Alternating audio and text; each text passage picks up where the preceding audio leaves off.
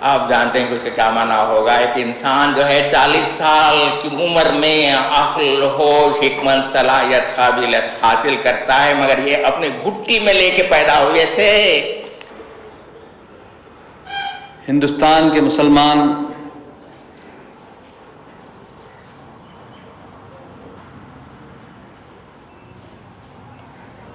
हज़रत मौलाना अबुल कलाम आज़ाद का एहसान इस मिल्लत पर भूल नहीं सकेंगे। मौलाना आज़ाद की शख्सियत हम में से कोई भी इस काबिल नहीं है कि उनकी शख्सियत पर कुछ रोशनी डाल सके। वो एक समंदर थे।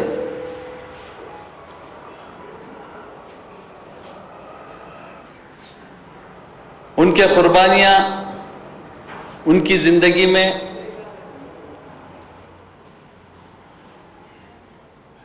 और वो कुर्बानियां सिर्फ मिल्लत के लिए उन्होंने कुर्बानियां दी।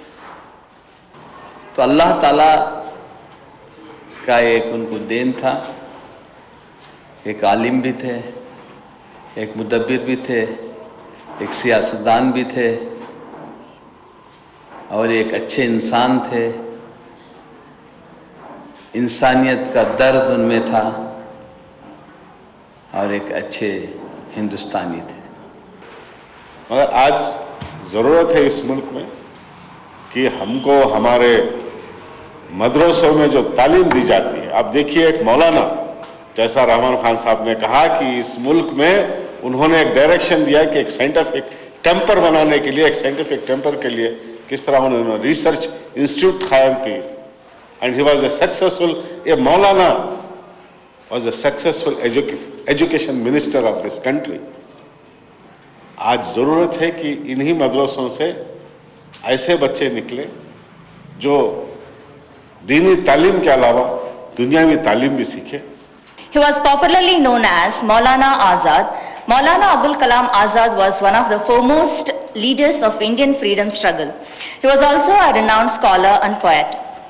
Maulana Azad was well versed in many languages, namely Arabic, English, Urdu, Hindi, Persian and Bengali. Maulana Azad was a brilliant debater, as indicated by his name Abul Kalam, which literally means Lord of Dialogue. He adopted the pen name Azad as a mark of his mental emancipation from a narrow view of religion and life. Technical तालीम के मेयार को बुलंद करने के लिए हमारा programme ये है कि मौजूदा दरसगाहों की तरक्की और तोसी के अलावा 4 मज़ीद आला दर्जे की टेक्नोलॉजिकल दरसगाहें कायम की जाएँ। खड़गपुर इंस्टीट्यूट मौलाना के कारनामों में से एक कारनामे अजीम है। माह जुलाई 1955 में सैकड़ों कामयाब तलबा का पहला दस्ता जब यहाँ से पास होकर निकला तो हर कामयाब तालिब इल्म की जेब में मुलाजिमत की दावतें थीं। इसे कहते हैं दूरबीन और दूररस रहनुमा की रहनुमाई। मुहीउद्दीन अहमद अबुल कलाम आज़ाद सरज़मीन हिंद की उन चुनिंदा नफूस अज़ीमा में से हैं जिनके एहसानात और इनायात की सरज़मीन हिंद आज भी रही मिन्नत है, तो जिनकी शख्सियत को फरामोश कर देना तारीख़ इंसानी के बस की बात नहीं है। मौलाना अबुल कलाम आज़ाद का अदबी सरमाया। फ़ख्र होता है ज़माने में सदा एक ही शख्स। ये सच है कि ख़ानदान के फ़ख्र का बाज़ सिर्फ एक ही शख्स होता है, जबकि किसी ज़ुबान, किसी तहजीब और किसी कौम के वक़ार के ज़िम्मेदार मुट्ठी भर अफराद या एक मखसूस जमात होती है। मौलाना अबुल कलाम आज़ाद का शुमार इन्हीं ज़ी-वक़ार, अज़ीमुल मर्तबत और जलीलुल क़द्र हस्तियों में होता है।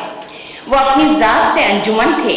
मौलाना आज़ाद के सियासी कारनामों, सहाफ़ती खिदमात और तालीमी नज़रियात के ताल्लुक़ से सफ़े के सफ़े सियाह किए जा सकते हैं। जहाँ तक अदबी खिदमात का ताल्लुक़ है, गो उनके कारनामों की फहरिस्त तवील है, लेकिन अदबी असनाफ की मुतय्यन और वाज़ेह शक्ल न होने की वजह से हम उलझन में पड़ जाते हैं। उसके बावजूद उर्दू की अदबी तारीख उनके जिक्र के बगैर मुकम्मल नहीं हो सकती।